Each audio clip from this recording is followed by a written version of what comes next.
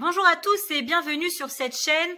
Aujourd'hui, nous allons traiter d'un sujet qui brûle la France, un sujet qui brûle le cœur de ses citoyens, un sujet qui brûle surtout le cœur de sa justice. Comme vous le savez, par une décision rendue le 14 avril 2021, la Chambre criminelle de la Cour de cassation a rejeté le pourvoi formé par la famille de Sarah Halimi. La Cour ayant considéré qu'une personne qui aurait commis un acte sous l'emprise d'une bouffée délirante, abolissant son discernement, ne pouvait pas être jugée pénalement. Ce peu important que cette bouffée délirante ait été causée par la consommation régulière de produits stupéfiants. Selon la haute juridiction, la loi sur l'irresponsabilité pénale ne distingue pas selon l'origine du trouble psychique, si bien que la Cour de cassation a considéré qu'elle n'avait pas à distinguer là où la loi s'est abstenue de le faire. Nous allons étudier ce dossier, nous allons étudier cette affaire, non pas sur le coup de la colère, non pas à travers l'émotion, mais plutôt sur le plan juridique. Nous allons essayer de comprendre si la Cour de cassation a rendu une décision conforme au droit, conforme à nos principes juridiques, et savoir si oui ou non la Cour de cassation s'est contentée d'une application stricte de la loi ou si elle pouvait faire autrement. Avant de procéder à une analyse juridique de l'arrêt de la Cour de cassation, il semble opportun de rappeler les faits et la procédure à l'origine de la décision rendue. Ces faits seront issus directement de l'arrêt de la Cour de cassation afin d'essayer de comprendre sa décision. À la lecture de l'arrêt, il semble que certains éléments aient été omis. J'estime que le fait d'avoir omis certains éléments ont peut-être conduit la Cour de cassation à rendre la décision qui est aujourd'hui critiquée par la majorité des citoyens français. Le rappel des faits est le suivant. Le 4 avril 2017, à 5h35, des fonctionnaires de police du 11e arrondissement de Paris sont intervenus au domicile de la famille P. La famille P, semblerait-il, serait la famille chez qui M. Traoré se serait réfugié. Ce serait la famille qui aurait appelé la police après avoir été séquestrée. À la suite d'un appel téléphonique avertissant que cette famille était victime d'une séquestration. Après avoir forcé la porte, les policiers ont interpellé M. H dans la pièce principale en train de réciter des versets du Coran. M. H, c'est M. Traoré. Dans le même temps, les policiers ont découvert le corps sans vie d'une femme, Madame J, Madame Sarah Halimi en réalité. Les premiers éléments ont montré qu'elle était tombée du balcon d'un appartement situé dans l'immeuble contigu. Une information judiciaire a été ouverte le 14 avril 2017 des chefs d'homicide volontaire et d'arrestation, enlèvement, détention, séquestration. Le 10 juillet 2017, M. Z, donc c'était M. HZ qui a été M. Traoré, a été mis en examen de ses chefs après la délivrance d'un réquisitoire supplétif, la circonstance que les faits ont été commis à raison de l'appartenance vraie ou supposée de la victime à une race ou une religion déterminée a été notifiée à l'intéressé. Par ordonnance de transmission de pièces aux fins de saisine de la Chambre de l'instruction, en date du 12 juillet 2019, les juges d'instruction, après avoir écarté la circonstance aggravante précitée, ont estimé qu'il existait contre M. Z, d'une part des charges suffisantes d'avoir commis les faits d'homicide volontaire et de séquestration qui lui étaient reprochés, et d'autre part des raisons plausibles d'appliquer le premier alinéa de l'article 122-1 du Code pénal. Ce fameux article qui rend irresponsable toute personne ayant commis un acte répréhensible alors que son discernement aurait été aboli. Je tiens à réaliser quelques remarques sur le rappel des faits tel qu'énoncé par l'arrêt de la Cour de cassation. Vous constaterez que l'arrêt commence par le fameux appel téléphonique qui avertit la police d'une séquestration réalisée par M. Traoré à l'encontre de la famille P. Rappelez-vous cette famille P, puisque j'en parlerai un peu plus tard lorsque j'analyserai l'abolition, prétendue ou non, du discernement de l'auteur de ces infractions.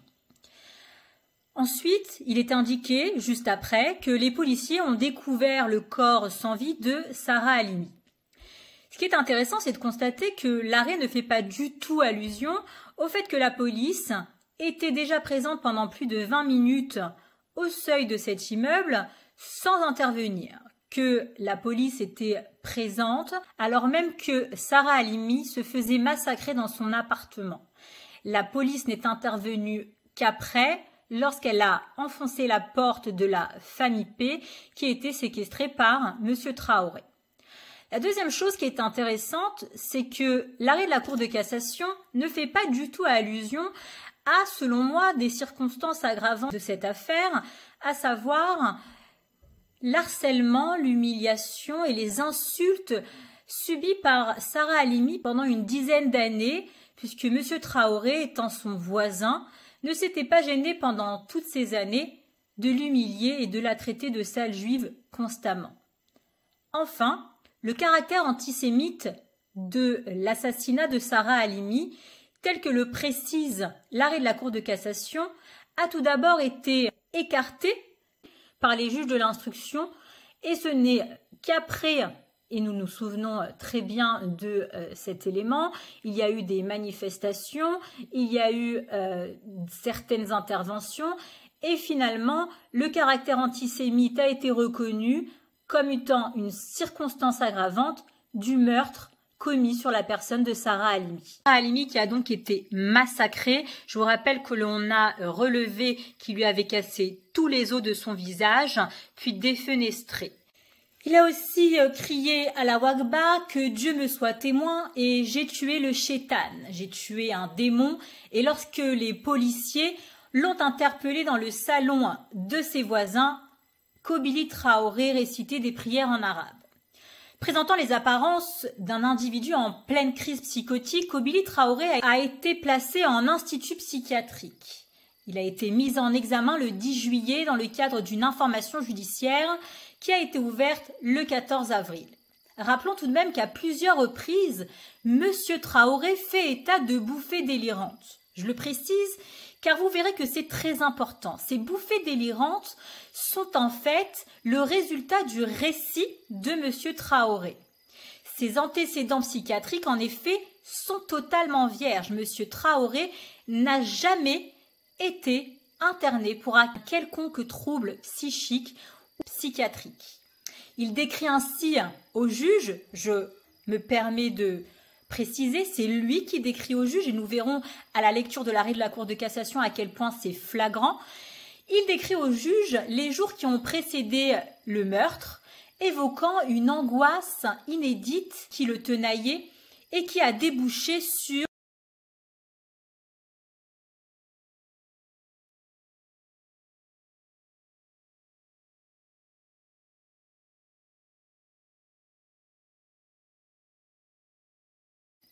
Aujourd'hui, le débat porte sur une question cruciale, sur la responsabilité pénale de M. Kobili Traoré. Est-ce que son discernement était aboli au moment des faits? Nous avons eu 3 experts psychiatriques qui se sont prononcés. Le docteur Zaguri était totalement contre l'affirmation d'une abolition totale du discernement de M. Traoré et dans un long rapport a ainsi expliqué sa position. Il indique que si la bouffée délirante dont M. Traoré faisait état et l'état psychotique de ce dernier ne font aucun doute, celle-ci n'a pas été causée par une pathologie de type schizophrénique. En effet, cette bouffée délirante trouve son origine dans une consommation chronique, ancienne et excessive de cannabis. Depuis 16 ans, M. Traoré fume une quinzaine de joints par jour. En dépit de la réalité indiscutable, indique le docteur Zaguri, du trouble aliénant, l'abolition du discernement ne peut être retenue selon lui du fait de la prise consciente et volontaire et régulière du cannabis en très grande quantité. Il s'agit là d'une appréciation légale constante. Nous reviendrons sur ce point puisque la jurisprudence est constante sur ce fait-là. L'usage de cannabis ou l'usage de produits stupéfiants comme l'usage de l'alcool sont des circonstances aggravantes au moment de la commission d'un crime. En gros, Lorsque une personne s'est mise volontairement dans une telle situation où son discernement pourrait être aboli, elle ne peut être exonérée de sa responsabilité. Malheureusement, 2 autres collèges d'experts mandatés dans cette affaire n'ont pas eu la même conclusion. En effet, ils ont indiqué que l'abolition du discernement de Kobili Traoré était totale. Ils ont estimé que ce trouble psychotique, bref, a aboli son discernement car l'augmentation de la consommation de cannabis s'est faite, selon eux, pour apaiser son angoisse, son insomnie, ce qui n'a fait qu'aggraver le processus psychotique déjà amorcé. Rappelez-vous, la tactique de Traoré, faire accroire à une psychose antérieure aux faits. Les experts ont plongé, et c'est ainsi qu'ils expliqueront leur décision, en nous faisant croire qu'elle n'est pas liée uniquement à la prise de stupéfiants, et qu'elle est surtout la conclusion de psychoses déjà existantes qui, selon moi, auraient été créées de toutes pièces par Traoré, ainsi que par la prise de cannabis. Mais là encore se pose la question, n'est-ce pas cette prise régulière de cannabis qui serait à l'origine de cette prétendue psychose antérieure?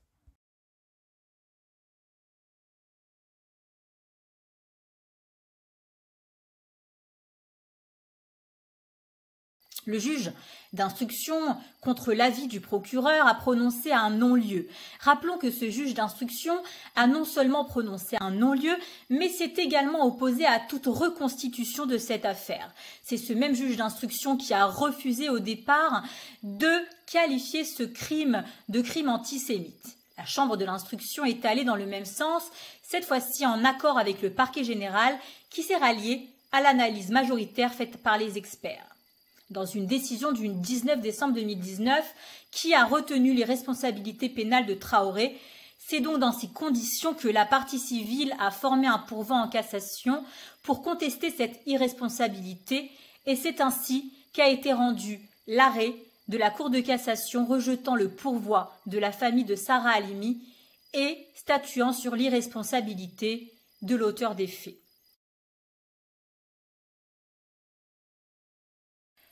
Analysons l'arrêt de la Cour de cassation lui-même. Dans son alinéa 24, il est indiqué « Pour dire que le discernement de la personne mise en examen ait été aboli au moment des faits, l'arrêt relève que le récit de M. Traoré, corroboré par celui des membres de sa famille et de la famille P, rappelons que la famille P, c'est la famille qui a été séquestrée, montre que ces troubles psychiques avaient commencé le 2 avril 2017 et ont culminé de la nuit du 3 au 4 avril 2017, dans ce que les experts psychiatres ont décrit de manière unanime comme une bouffée délirante. Plusieurs choses sont donc à prendre en considération. Les experts psychiatres, ainsi que l'arrêt de la Cour de cassation, ont conclu à une bouffée délirante, à une abolition du discernement au moment des faits, tout simplement parce que l'auteur des faits a indiqué, c'est écrit, l'arrêt relève que le récit de M. Traoré, donc c'est le mis en examen qui a indiqué qu'il se trouvait dans cet état,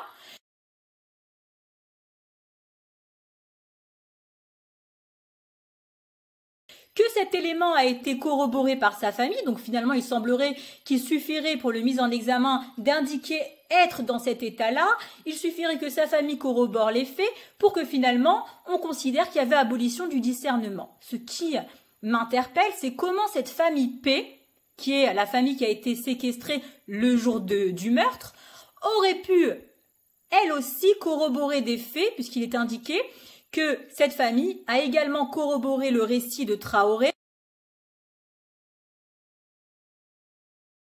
qui montre que ces troubles psychiques avaient commencé le 2 avril 2017 et avaient culminé dans la nuit du 3 au 4 avril 2017. Comment cette famille, qui était censée être au courant de ces faits-là qu'au moment de leur accomplissement, aurait pu corroborer des faits qui seraient antérieurs? C'est une question que je me pose et qui est extrêmement importante. Mais le plus important, c'est bien que l'abolition du discernement de M. Traoré ne relève pas d'une analyse des experts.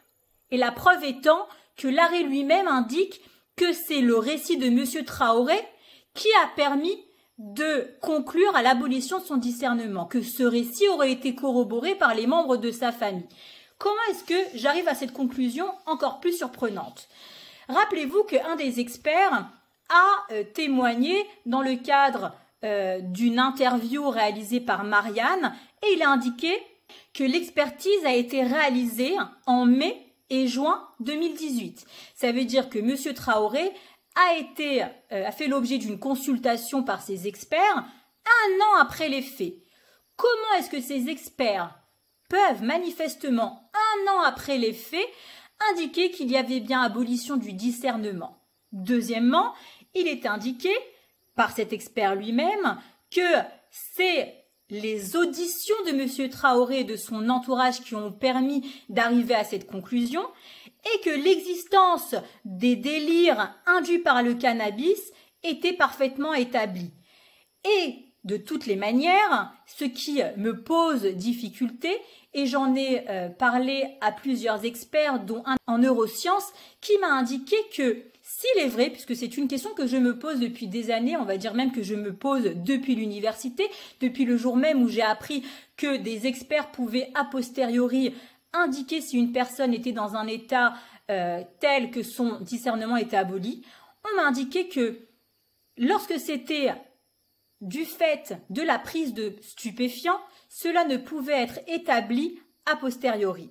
Quoi qu'il arrive, ce qui me pose difficulté aujourd'hui, c'est que la conclusion des experts trouve son origine non pas parce que ces derniers ont pu réellement constater que pendant les faits, ce dernier n'était pas à même de savoir ce qu'il faisait, mais cela, en fait, trouve son origine dans son récit corroboré par sa famille.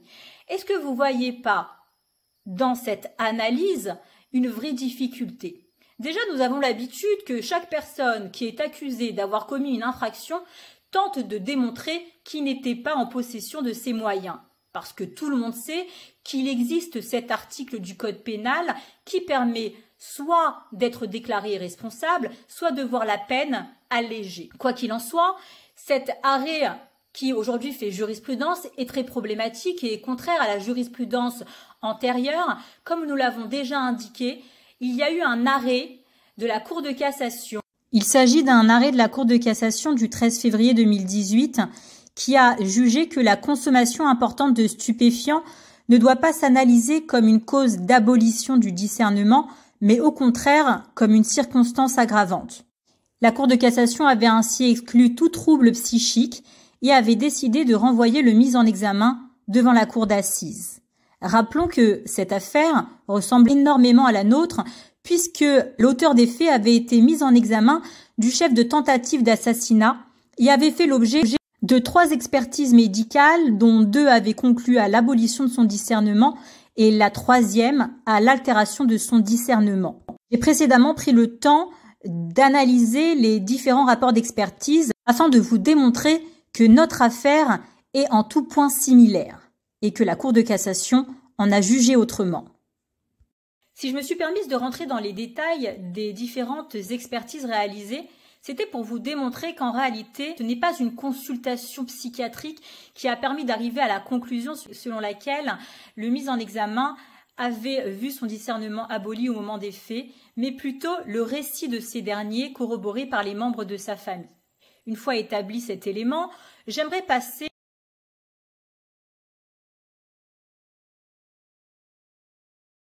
la grande question posée à la Cour de cassation, à savoir, la consommation volontaire de cannabis peut être à l'origine d'une abolition du discernement tel que défini par l'article 122-1 du Code pénal et de ce fait exonérer l'auteur des faits de sa responsabilité.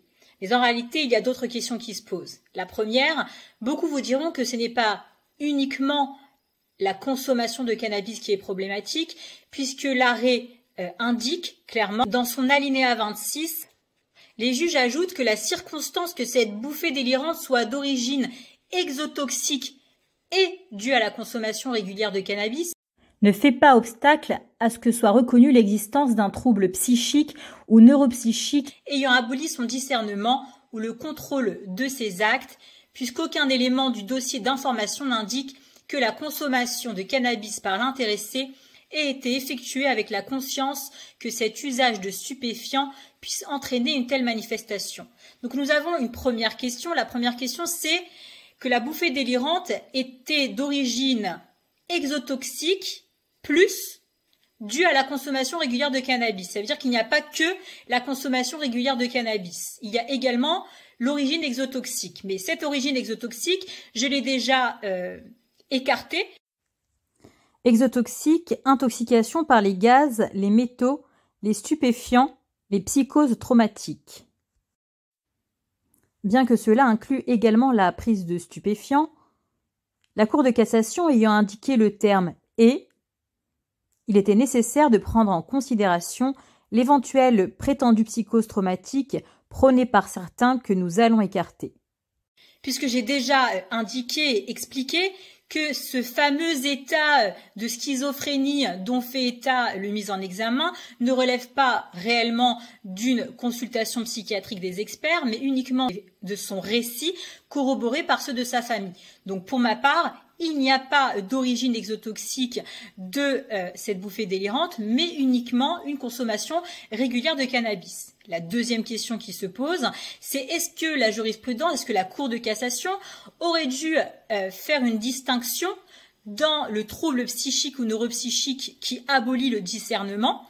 Et le troisième élément, c'est le fait que la Cour relève que la consommation de cannabis par l'intéressé ait été effectuée avec la conscience que cet usage puisse entraîner une telle manifestation.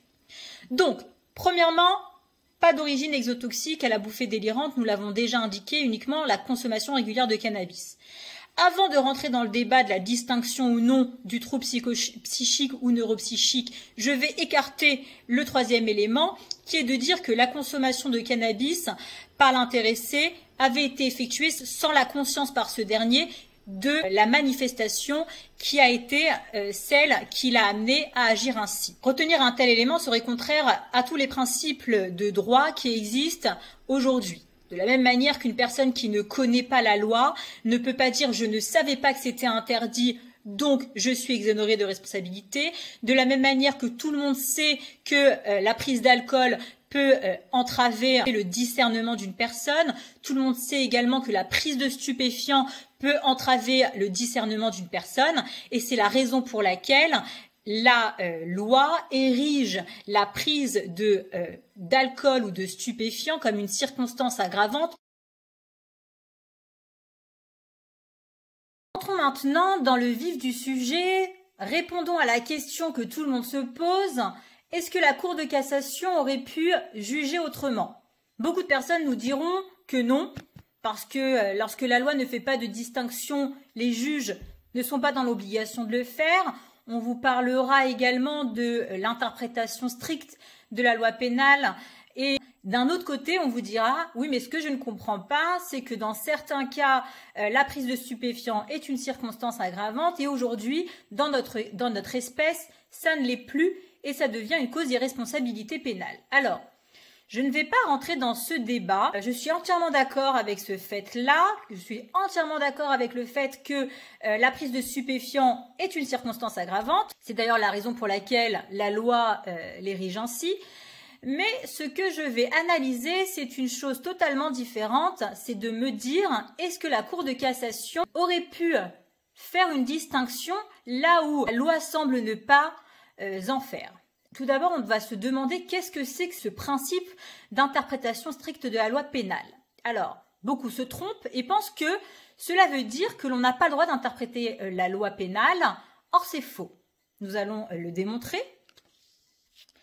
S'il est vrai qu'il existe un principe selon lequel la loi pénale est d'interprétation stricte, cela ne veut pas dire que les juges n'ont pas le droit de l'interpréter. En effet, parfois, le juge qui est saisi se retrouve face à une situation où l'interprétation jurisprudentielle est nécessaire lorsque le texte est général, lorsque le texte est obscur ou lorsque le texte est ambigu. En effet, l'article 4 du Code civil dispose que le juge est obligé de juger sous peine d'être coupable de déni de justice.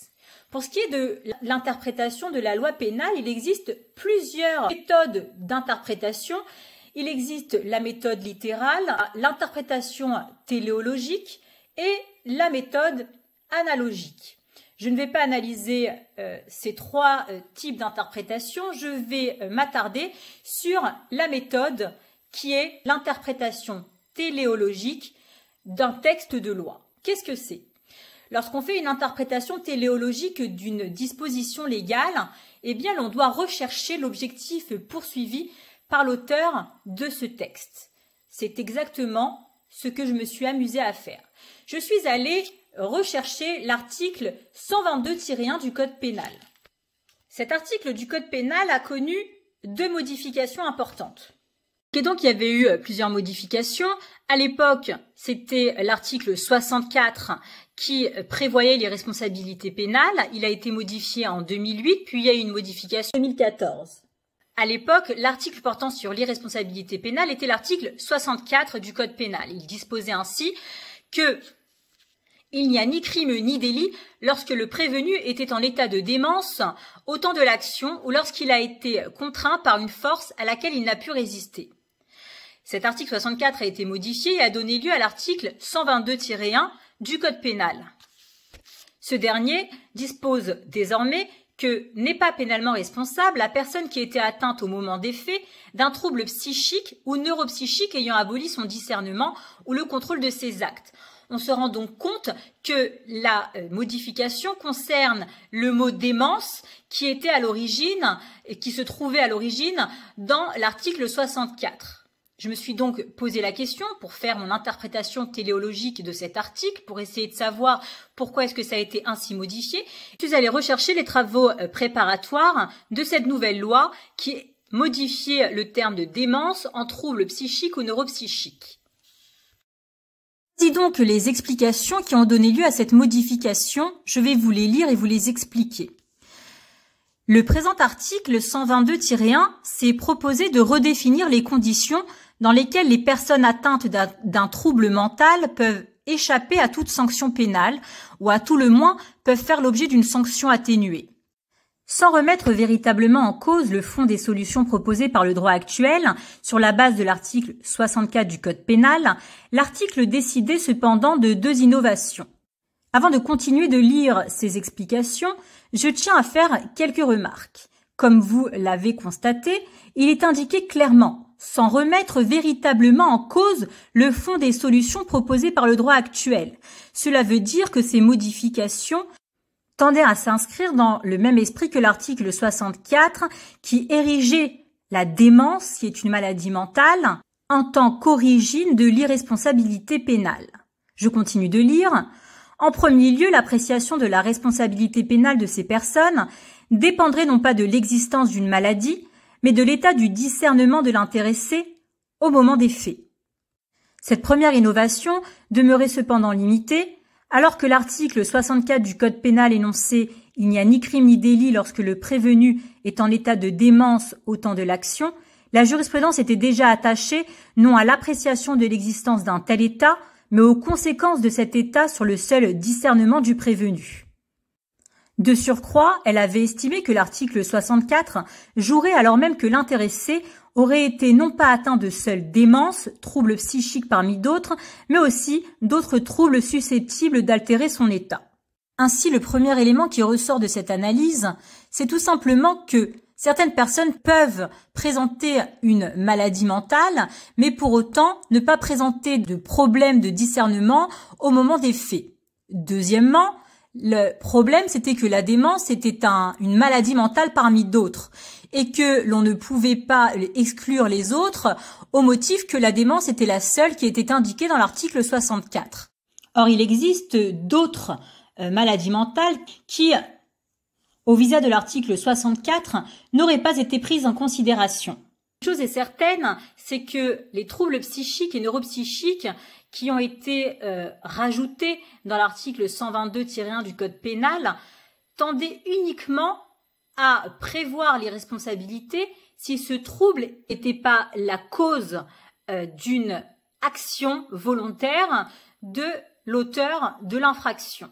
En effet, cela peut se déduire de plusieurs éléments. Le premier élément, c'est qu'il existe deux principes. Il existe le principe de l'abolition totale du discernement et il existe l'altération du discernement qui, dans ce cas-là, permet de juger l'auteur de l'infraction et par conséquent obtenir une peine allégée. S'était alors posé la question de plusieurs autres causes d'altération du discernement comme le somnambulisme, l'hypnose, mais également l'ivresse. L'ivresse a tout de suite été écartée par la jurisprudence qui, en dépit d'une altération de la volonté, a recours à la notion de dol éventuel et estime que l'état d'ivresse laisse subsister la responsabilité pénale. Plus encore, selon le raisonnement de la jurisprudence, celui qui s'est enivré a commis une faute consciente qui suffit à le rendre responsable des agissements qu'il a commis en état d'ivresse. Plus encore, l'état d'ivresse est devenu une cause aggravante de la responsabilité pénale et de ce fait ne peut pas être prise en considération pour atténuer la peine, voire même pour considérer qu'il y avait abolition du discernement. Si l'on devait reprendre l'ensemble de ces éléments, tout d'abord nous avons vu que l'article 122-1 du Code pénal a été rédigé de la sorte afin de permettre à des personnes qui seraient atteintes d'un trouble mental qui serait différent de la démence, puisque l'article 64 ne prévoyait que l'état de démence, que ces personnes-là pouvaient bénéficier de la disposition légale selon laquelle leur responsabilité n'était pas encourue. Mais à aucun moment il était prévu d'inclure dans cet article les états dans lesquels l'ivresse ou la prise de stupéfiants, puisque ce sont des éléments qui sont soumis à la volonté de l'auteur, ne pouvaient pas être mis en avant pour clamer l'irresponsabilité pénale de l'auteur de l'infraction. Pour arriver à juger notre affaire différemment, la Cour de cassation aurait dû se poser une question très simple. Le simple fait que la prise de stupéfiants ou l'état alcoolique, c'est un autre cas, mais c'est également quelque chose qu'on doit prendre en considération, c'est le fait que ce soit une circonstance aggravante, cela ne pouvait pas être à l'origine d'un doute pour les juges de se demander si oui ou non la loi avait créé une distinction à l'origine du trouble psychique ou neuropsychique. En effet, si l'on est un peu logique avec nous-mêmes, il n'est pas possible qu'un même fait soit à l'origine tant d'une aggravation pénale que d'une irresponsabilité pénale.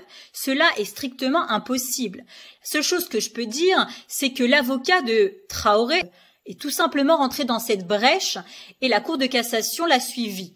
Mais concrètement, si l'on fait du droit, il faut faire une application stricte de ce dernier. Tout d'abord, nous allons rechercher la volonté du législateur, et comme nous l'avons démontré, ce dernier voulait tout simplement élargir l'irresponsabilité pénale à d'autres maladies mentales que la démence, mais d'un autre côté, avait érigé en circonstance aggravante la prise de stupéfiants. Il était donc impossible que ce même fait soit à l'origine d'une circonstance aggravante d'un côté et à l'origine d'une irresponsabilité pénale de l'autre.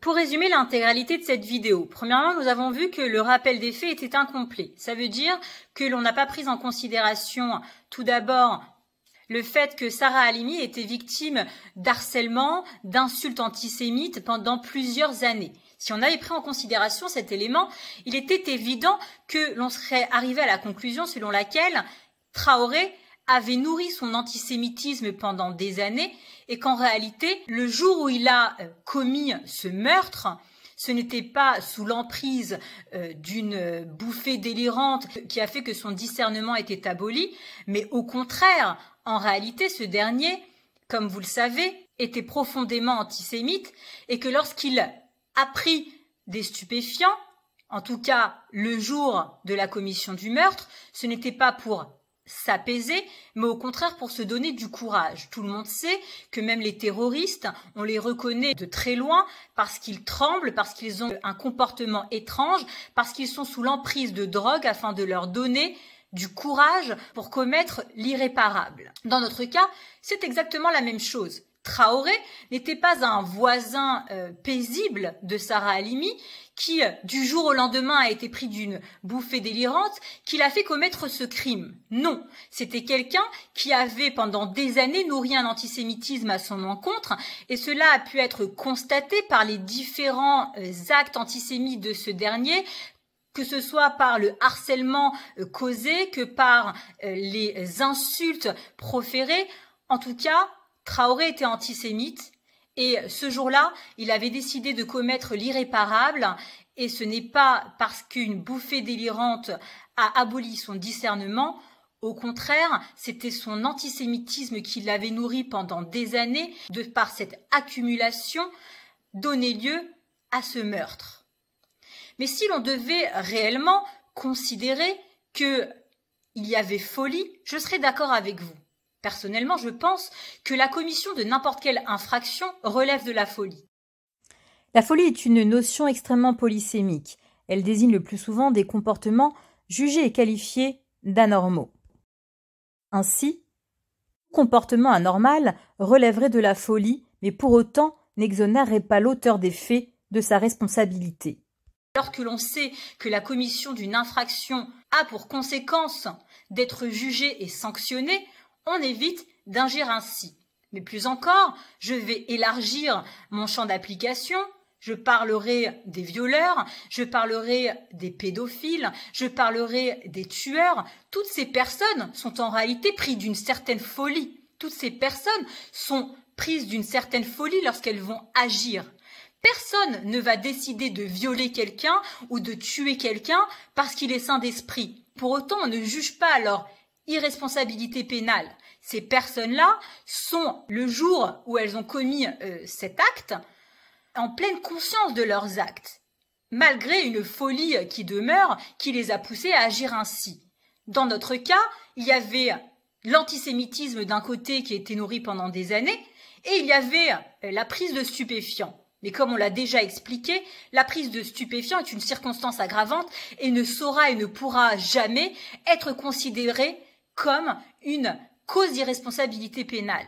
Ouvrir cette brèche, c'est permettre à n'importe quel tueur, n'importe quel violeur, n'importe quel pédophile d'agir en toute impunité. Vous comprenez donc que cette jurisprudence, c'est du pain béni pour les avocats de la défense, c'est du pain béni pour les auteurs d'infractions et c'est surtout une mise en danger de la vie d'autrui. C'est une mise en danger de notre République, c'est une mise en danger de notre justice.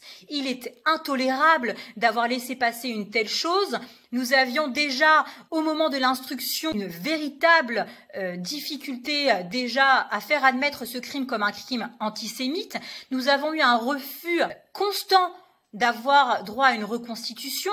Je ne veux pas remettre en cause le travail des policiers, mais ce qui s'est passé ce jour-là est totalement inadmissible. Les policiers étaient au seuil du bâtiment et n'ont pas agi. Cette personne était encore en vie. Sarah Halimi était encore en vie en train de se faire massacrer et personne n'a agi. On pourra essayer de trouver toutes les circonstances atténuantes, mais excusez-moi, lorsque vous êtes policier, votre rôle c'est d'agir et de défendre les citoyens lorsque ce genre d'actes sont commis.